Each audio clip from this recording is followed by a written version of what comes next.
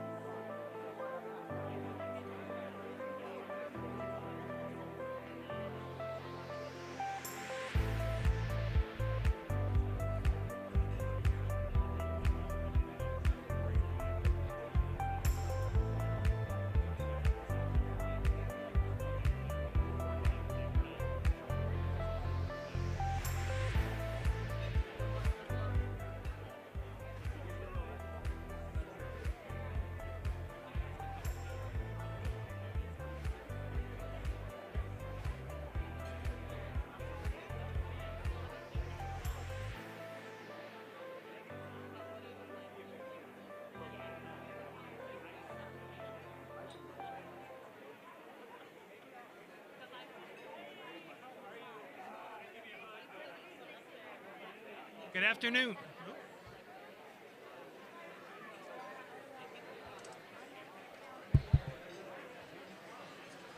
Good afternoon. Welcome to the 2025 State of the City. I ask all of you to please stand for our national anthem as Paulo Reyes, orchestral director of Jesuit High School and a member of the Folsom Lake Symphony, and Ellie Aquino, a 2019 graduate of Vista del Lago and also a 2023 graduate of University of Pacific Conservatory of Music and musical director for Mariachi Bonitas. Please remain standing afterwards for our invocation from Pastor Brian Becker.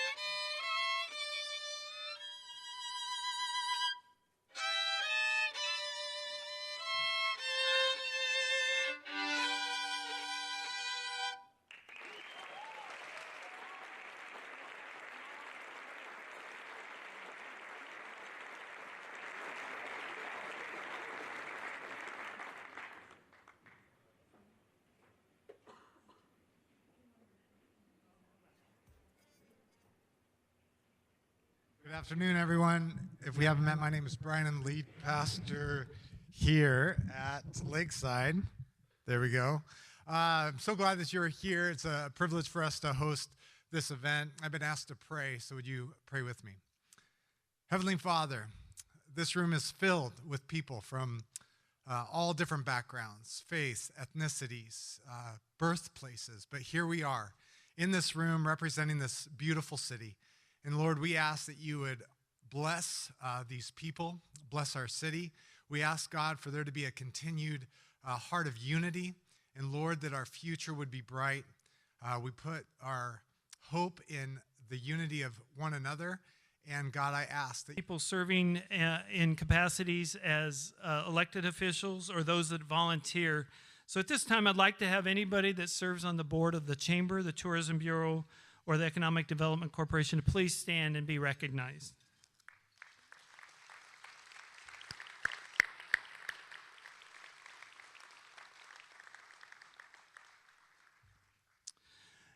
You know, Choose Folsom is a brand that really demonstrates the collaboration and blends the efforts of public and private sectors to ensure the best outcomes in Folsom. But at this time, I'd like to talk a little bit briefly about a special event that the Folsom Chamber of Commerce puts on, the Folsom Pro Rodeo. It occurs every holiday celebrating our country's birthday, July 4th. This year's event will be held the 64th time, which is the longest continually held event in the region. The only year it did not happen was during the pandemic. This year, events looks even to be more exciting and entertaining. At this time, I would like to acknowledge three of the most recent Grand Marshals for the Folsom Pro Rodeo. Brian Martell, who was our Grand Marshal last year. Prior to that, it was Adam Frick. And before that, it was Karen West. And those of you that don't know Karen, you certainly missed an exciting year when she was the Grand Marshal. This year, our Grand Marshal could nearly be claimed as a Folsom-born native. He actually moved here in 1956 at the age of 4 years old. He attended Granite School, Theodore Judah, Notre Dame, and went on to graduate from Folsom High School in 1971. When it comes to love of our country, he served in the Air Force for 4 years before a 44-year career as a fireman. He has been a volunteer for the rodeo, performing all kinds of functions that no one else ever wanted to do, including helping people that needed assistance, volunteering to be a dance partner for those that can't dance, distributing ice and beverages, and being a shuttle driver, but always there for the last but not least, the post-event cleanup. As a fellow Rotarian, he is responsible for club service, which includes managing the bar at the Folsom Rotary Club, which is a thankless job, because if you don't remember everyone's drink, you're fined. He's always at work parties to help in the community. He truly lives by the Rotary motto of service above self. He is so passionate about Folsom that he's embarking on opening a brewery right around rodeo time this year. It is my distinct honor to be here to announce this year's 2025 Folsom Pro Rodeo Grand Marshal as someone as you may know by Uncle Charlie, Taryn's dad, or those of us that know him, Charlie Groves.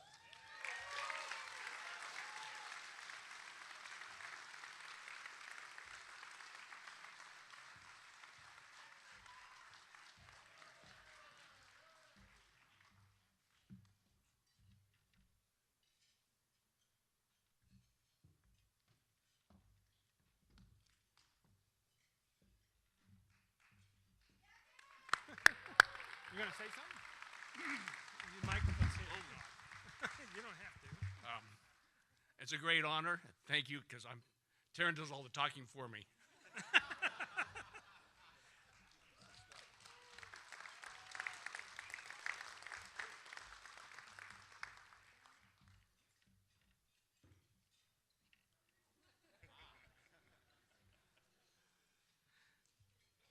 Thank you, Charlie. We look forward to you representing the Folsom Pro Rodeo all year long.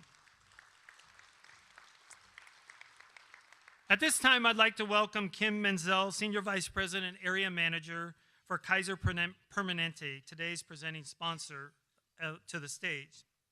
Kim is the Senior Vice President, Area Manager for Roseville area. Kim joined Kaiser Permanente in 2009 and has worked in all aspects of the organization, successfully leading the execution of key strategies that differentiate Kaiser Permanente from its competitors in the area of service, clinical excellence, and utilization management. She takes great pride in her community. She's the past president of the Roseville Chamber of Commerce, sits on the board of directors for the Greater Sacramento Economic Council. She has recently served on the boards for Make-A-Wish of Northern and Central California, Northern Nevada, Sacramento Metro Chamber of Commerce, Child Advocates for Placer County, and in her spare time, she sleeps. So please join me in welcoming Kim Menzel. One doctor to the next. Did they even send my lab work? Wait, was I supposed to bring that? Then there's the forms, the bills, the nota bills, the... Press forward and repeat the options. Healthcare can get a whole lot easier when your medical records, care, and coverage are in one place. At Kaiser Permanente, all of us work together for all that is you. Well, good afternoon, everybody. It's great to be here again this year. I just love this city. You just walk in and you just get a vibe, and it's super special. Kaiser Permanente has proudly served the Folsom area for more than 25 years. And some of you may have heard that we're getting ready to do a big expansion over by the Palladio where our ambulatory surgery center is. We're going to be adding a comprehensive care center.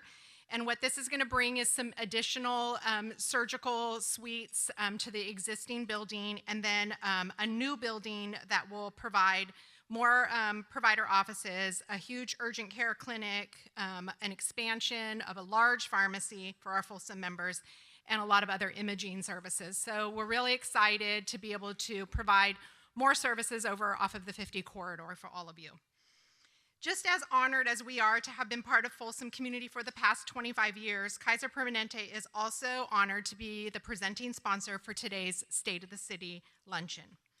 It's my absolute pleasure to introduce our mayor, Sarah Aquino. Yes.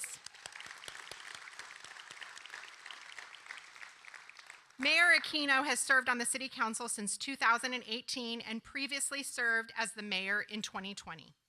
Prior to serving on the City Council, she was a member of the Folsom Cordova Unified School District Board of Directors. Mayor Aquino is a dedicated leader who committed to serving our community and who we look forward to continuing to work with in this role. Please join me in giving a warm welcome to Mayor Sarah Aquino.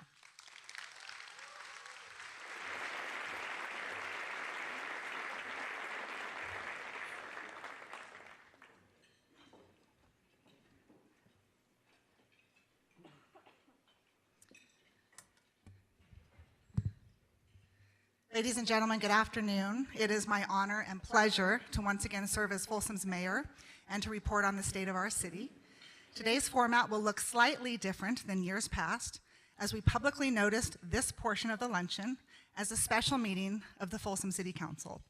So I'm officially calling the meeting to order, and the record will reflect that council members Aquino, Leary, Rathel, and Rohrbaugh are present.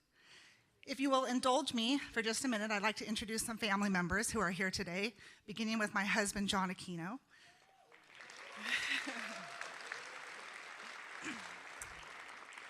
A couple weeks ago, Julie from the city's HR department came into my office, and she said, "Sarah, I saw your Christmas card on Allison's desk. Are you married to The Rock?" Well, he isn't The Rock, but he's my rock.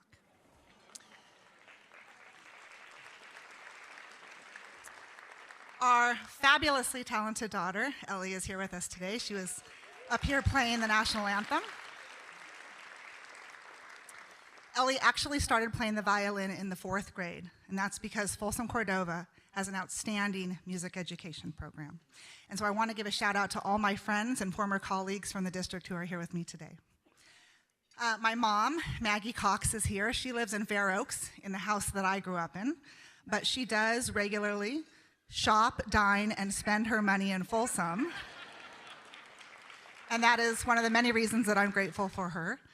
Our son Andrew was not able to come today. He's actually 0 for 2 in attending his mother's State of the City addresses.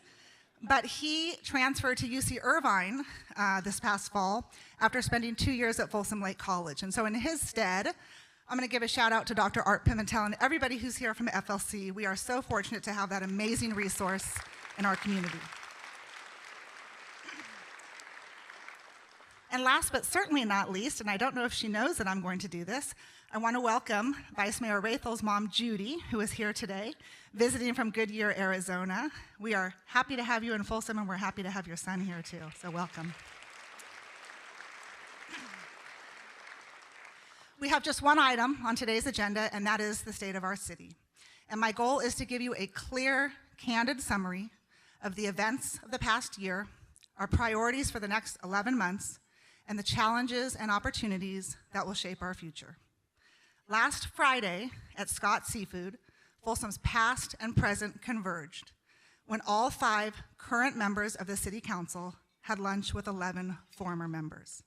Now, let me say for the record, this was a purely social event, which is allowed under the state's open meeting laws. The gentleman standing second from the left, tucked there between Jeff Starsky and Anna, is Fred Scheidegger, who was first elected to the council in 1974, 50 years ago.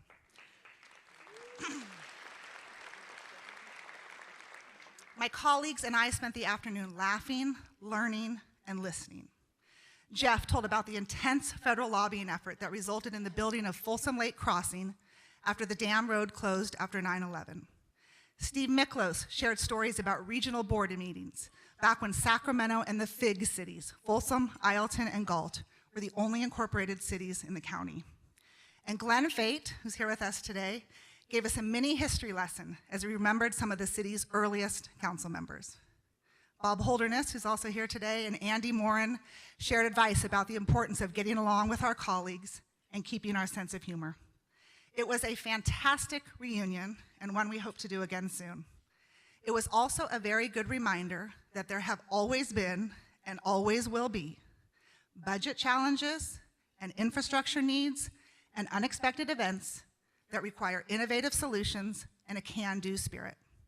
And I want to assure you that this council and our fabulous city staff are up to the task. Last month, we welcomed Barbara Leary and Justin Rathel to the dais.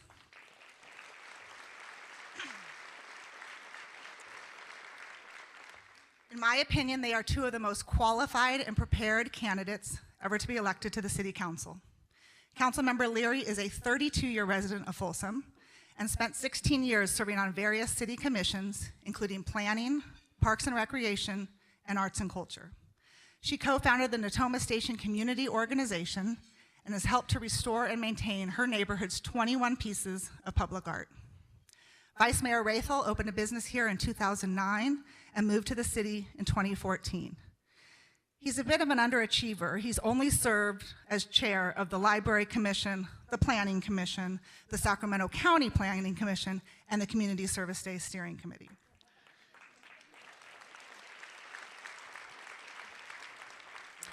He is a past president of the Rotary Club of Folsom and was the Chamber's Volunteer of the Year in 2020. I'm proud and excited to serve with them and with Councilmember Rohrbaugh and Kozlowski. This is a council committed to good governance, to good policy, and to being a leader in the region, and we're off to a great start. On Tuesday, we held the first of 2 workshops with the council and our executive management team. Topics included our respective roles, getting the most out of a public meeting, and constituent relations. The second workshop will include a refresher on municipal finance and land use planning. We recently introduced a council travel policy to ensure Folsom's legislative interests are well represented at the state and federal levels, while ensuring taxpayer dollars are spent efficiently and effectively.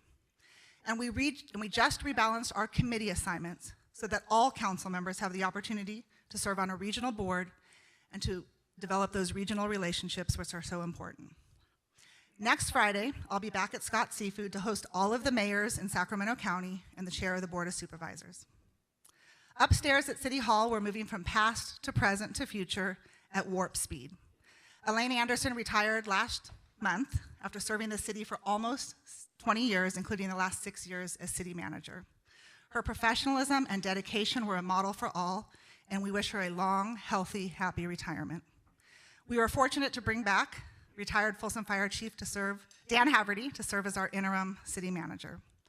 There isn't a better person on the planet to lead the city during this time of transition than this wise, gentle man with a servant's heart. Thank you, Dan.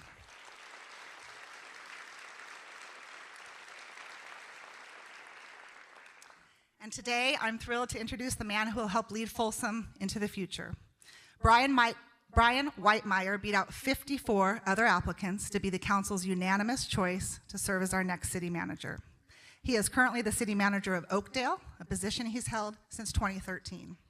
During Brian's tenure, he helped increase the city's reserves to 40% of general fund expenditures, led the effort to renegotiate a property tax sharing agreement with Stanislaus County, delivered critical infrastructure improvements, and enhanced public safety. He has a bachelor's degree from Brigham Young University and a master's in public administration from CSU Stanislaus. Brian's first day on the job will be Monday, March 10th, and we can't wait to welcome him and his family to Folsom. Dan and Brian, will you please both stand and be recognized?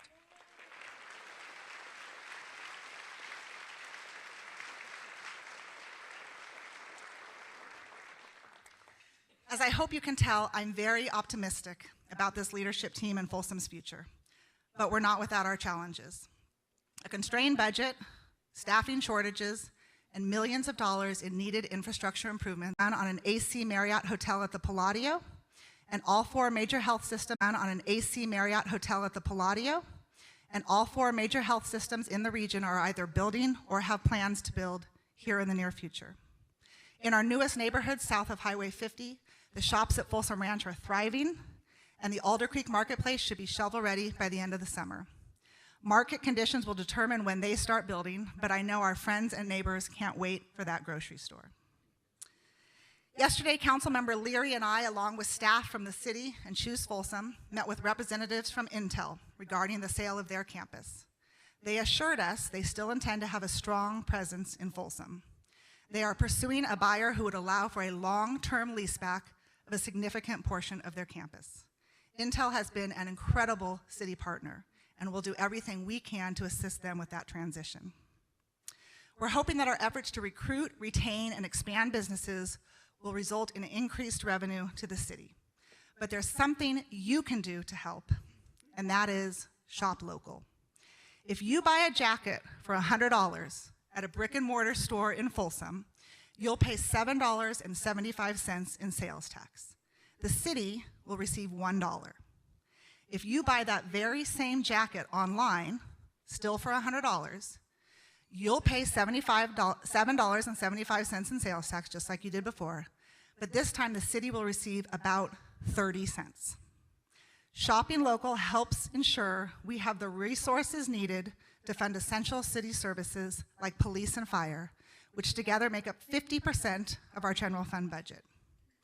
Our public safety personnel continue to provide exceptional service and deliver extraordinary results, despite budget challenges and staffing shortages. Since 2023, our Special Investigations Unit has led the regional fight against fentanyl. Working with the district attorney, our detectives have helped file murder charges against 5 drug dealers who sold fentanyl that resulted in overdose deaths.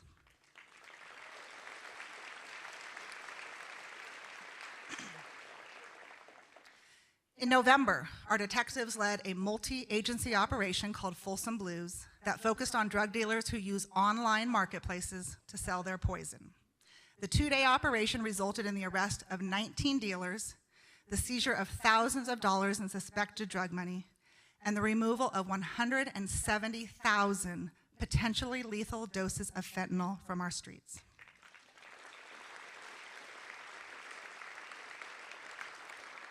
As a result of our police department's tireless efforts, our city experienced a 60% reduction in fentanyl deaths last year.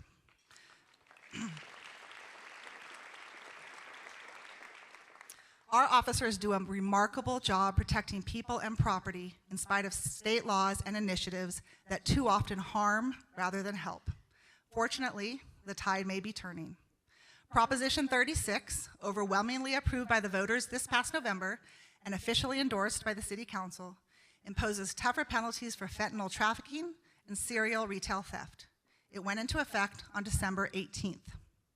On December 19th, our officers arrested 2 individuals who stole merchandise from the Nike outlet. Both perpetrators had multiple prior criminal convictions. Prior to the passage of Prop 36, they would have been issued misdemeanor citations and released.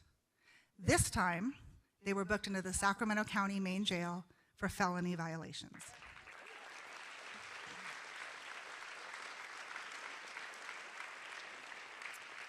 One of the biggest champions of Prop 36 is a Folsom resident. He was supposed to be with us here today, but I'm not. Is John McGinnis here? Well, he's not here, but would you please join me in a round of applause to thank former Sheriff John McGinnis for helping to bring some sanity back to the Golden State. Last June, the council approved funding for 6 additional officers to address the growing challenges associated with homelessness. The police department promoted a sergeant and reassigned 2 officers to establish the Homeless Outreach Team, or HOT. Since launching in July, HOT has received 774 calls for service, abated 33 illegal camps, made 97 arrests, issued 16 citations, and attended 15 community meetings. Our officers work closely with various nonprofit partners to connect individuals with services. Since July, they've successfully helped 10 individuals secure housing, including an Army veteran and a man with a 7-year-old son. Our officers also assisted 5 individuals with job support, DMV licenses, and veterans benefits. Unfortunately, from July through December, they spoke with 87 individuals who refused the resources offered. Let me be clear. As a community, we will do our absolute best to connect you with services. But if you refuse those services, we're going to make it inconvenient for you to be homeless in our city.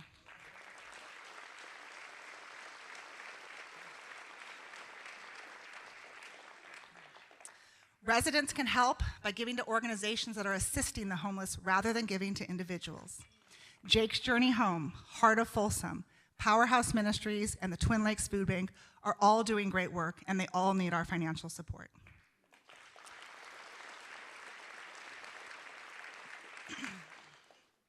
Although we're busy addressing our challenges here at home, we're also watching in disbelief as wildfires in Los Angeles have destroyed almost 14,000 structures and taken at least 27 lives. While things like wind and rain are out of our control, ensuring our first responders have the right personnel and adequate resources helps reduce the likelihood that a similar catastrophe could happen here. In September, we celebrated the grand opening of Fire Station 34, the first of 2 stations planned for south of 50. This state-of-the-art facility is a much-needed addition to our emergency response infrastructure. It currently houses 1 fire engine, but can also accommodate a brush engine and an ambulance. The station also includes a dedicated space for the police department where officers can write reports or conduct meetings. Our fire department will soon take delivery of 4 new ambulances and a tiller truck, and a new engine is on order. We funded a division chief of training position in this budget cycle, and the department continues to co-sponsor a Fire Cadet Explorer program that helps prepare high school students for a career in the fire service. Prevention is key, and our fire department and Parks and Recreation Department are working collaboratively on a 3-year effort to remove ladder fuel from parks and open spaces throughout the city. Ladder fuel consists of living or dead vegetation that can carry a fire from the ground to the tree canopy, where it is much more difficult to contain. We also use 4-legged weed eaters, otherwise known as goats, to help reduce the fuel load. May 3rd is Wildfire Community Preparedness Day. The city plans to launch an educational campaign focused on evacuation routes and what residents can do to help protect against the threats of wildfire. The Folsom Fire Department's goal is to provide unparalleled service, but they also look for efficiencies that may reduce costs. One strategy currently being explored is the use of single-role staffing on ambulances. This would allow ambulances to be staffed with paramedics rather than firefighter paramedics. A single-role paramedic program would allow for broader recruitment and save the city about 15% per employee hired. Public safety is and always will be the #1 priority of the council. But we also have recreational amenities, roadways, water lines, sewer lines, and storm drains that require constant upkeep. And just as the needs and wants in my household far exceed the funds available, so do the cities. We can't afford to do it all, so we prioritize. In the past year, we upgraded the pickleball courts at Lemby Park, replaced the HVAC unit at the senior center, bought new appliances and equipment for the community center, and repaired over 400 sections of bike trail where the asphalt had lifted. We repaved Blue Ravine Road, finished the triple left turn project at East Bidwell and Iron Point, completed phase 1 of the median barrier on Folsom Lake Crossing, and secured funding for phase 2. And because we can't do it all, we make do with less, we defer projects we can't afford, and we even resort to a little DIY.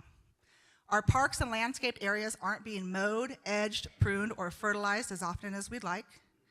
We rely on volunteers in the Adopt a Trail program coordinated by Friends of Folsom Parkways to help beautify and maintain our treasured trail system. And a grassroots effort is about to get underway to help raise funds for the renovation of our beloved Kids Play Park. Our general fund budget is tight, and I want to be frank about that, but it isn't all doom and gloom. The Folsom Public Library once again had more visitors, more checkouts, and more program attendees than any library in the county. Our story time programs alone drew over 30,000 parents and kids. In addition to books, you can check out things like telescopes, 3D printers, gold panning kits, bocce balls, and free passes to California state parks. Last year, we hosted our 11th annual Community Service Day, our 4th annual Holiday Lights Contest, and launched the Spirit of Folsom Awards to honor residents who go above and beyond. With the use of development impact fees and not the general fund, we were able to add 7 miles of trail and open our 49th park. Prospector Park is the first of 10 parks planned for south of 50 and includes lighted sports fields, tennis, volleyball, and basketball courts, a dog park, children's play area, and dueling zip lines. While we're hyper-focused on serving the everyday needs of our residents, it's vitally important that we continue to think big. The city we know and love today is the result of a strong vision and years of careful, deliberate planning by those who came before us. The future of the city is now in our hands, and it's time for my generation to deliver for the next. We're eagerly awaiting a formal application for the proposed Folsom Ranch Sports and Entertainment Complex. This 250,000 square foot facility would sit on 18 acres just east of Prairie City Road. Plans include 3 NHL-sized ice rinks, including a 3,000-plus seat arena, and a covered, lighted outdoor turf field. The complex is expected to attract 1.3 million visitors per year and generate almost $1 million of revenue for the city in the form of sales tax, property tax, and hotel tax. An estimated timeline has the groundbreaking in 2006, with a grand opening the following year. The folks from the Metal Shop are heading up this project. I know they're in the room today. Wave your hands. Metal Shop folks, where are you? There they are. They're over here at table number 14, so see them afterwards if you haven't heard about this project. The Empire Ranch Road interchange is currently in the project approval and environmental documents phase. It's expected to be approved by Caltrans this year. A 2-year design phase is fully funded and will immediately follow. Construction is estimated to cost between $80 and $100 million and is only partially funded. Brian, we're going to give you a few months to settle in, but I expect one of your first tasks from the council will be to develop a funding plan to get this interchange built. If you've tried to get off the freeway at East Bidwell during rush hour, you know we can't wait on this any longer. Our Environmental and Water Resources Department is in the middle of a 50-year water visioning initiative. The city currently relies on Folsom Lake for 100% of our water supply. And while our historic water rights have provided a high degree of reliability, warmer winters, more intense droughts, and evolving environmental regulations are driving the city to evaluate our water supply and infrastructure. The Community Development Department recently spearheaded year-long visioning efforts for the Central Business District and River District, and it's time to turn those visions into reality. Imagine a revitalized city core between East Bidwell and Riley and Sutter Middle School to Blue Ravine. Mixed-use development, eclectic shops and restaurants, funky public art, and increased walkability, all contributing to a unique, vibrant district with its own identity. And now picture Folsom's iconic 6-mile waterfront transformed into a vibrant hub of recreation, culture, and community vitality. Today, the area is a diverse blend of public parks, historic landmarks, neighborhoods, and commercial spaces. But we're envisioning a future where these spaces become thriving centers of activity for residents, businesses, and visitors alike. This transformation could redefine Folsom's connection to its riverfront while honoring our rich history and distinctive by nature identity. There's no doubt that these are big, ambitious plans that will require hard work, teamwork, and a little bit of luck. My hope is that 30 years from now, the mayor will invite me and the colleagues I served with to lunch. And this time, we'll be the ones telling the stories and giving the advice because we will have delivered. Let's roll up our sleeves. We've got a lot of work to do. Thank you.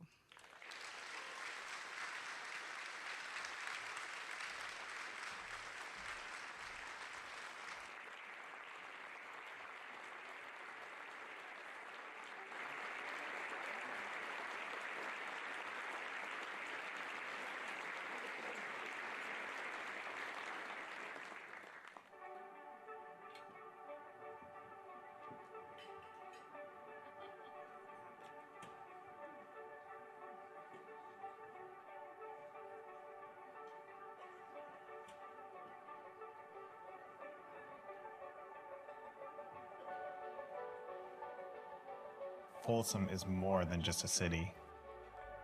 It's a home shaped by heart and a spirit of community.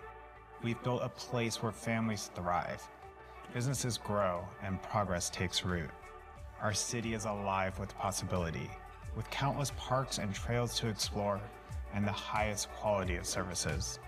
Folsom is a city of progress, powered by the people who call it home, where tradition meets innovation. Each resident, every idea, and all moments weave the vibrant fabric of Folsom. With each step forward, we are reminded that the best is yet to come. Folsom is in good hands, our hands, your hands. And together, we honor our past while carefully and thoroughly investing in a city that just gets better with age. Together we move forward, caring for Folsom, knowing that our best days lie ahead. The possibilities are endless.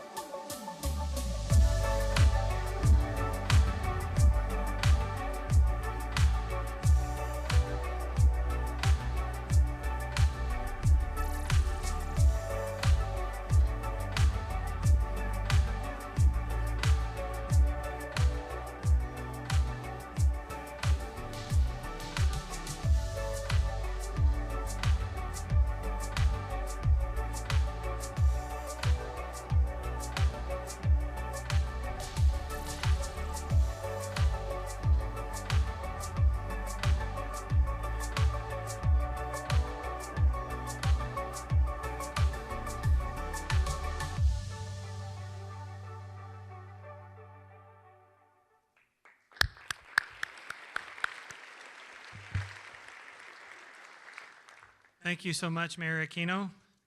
Special thanks to our sponsors today. Several sponsors have booths out in the lobby. Please make sure you stop by and visit them. Thank you to Kaiser Permanente for being the presenting sponsor today. Thank you to Lakeside Church for making this facility available to us. A big round of applause for our catering team of Off the Vine. And the delicious cookies that are on the table. If you don't want them, leave them for me, because I'm like...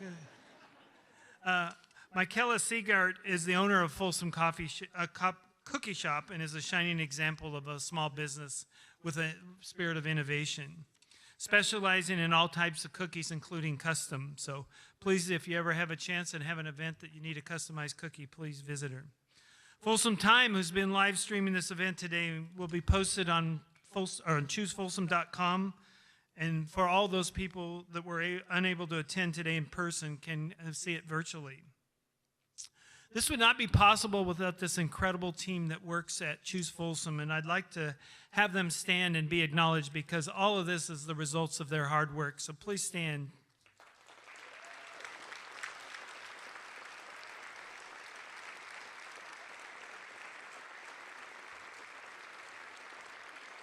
They work incredibly hard to not only service our business community, but the community at large, volunteering often on different areas of interest. I know so many of you needed this time to connect in person and celebrate our community, and I hope that you welcome coming to some of our events in 2025. For more information, please visit choosefolsom.com, where you can see a list of all the events that are coming up. I think we're all fortunate also to be able to live and work and be a part of this community, whether we recreate here or we shop here. But for all of you that are in business, we certainly appreciate that you choose Folsom. But those of you that are not in business, that are simply a resident or a person of interest here, please remember what the mayor said, to consider shopping locally first, because as she articulated it, it has a huge impact on what's being able to be provided by our city. So remember, to diligently support all of our businesses anytime you have a chance. And remember, more than anything, to choose Folsom first.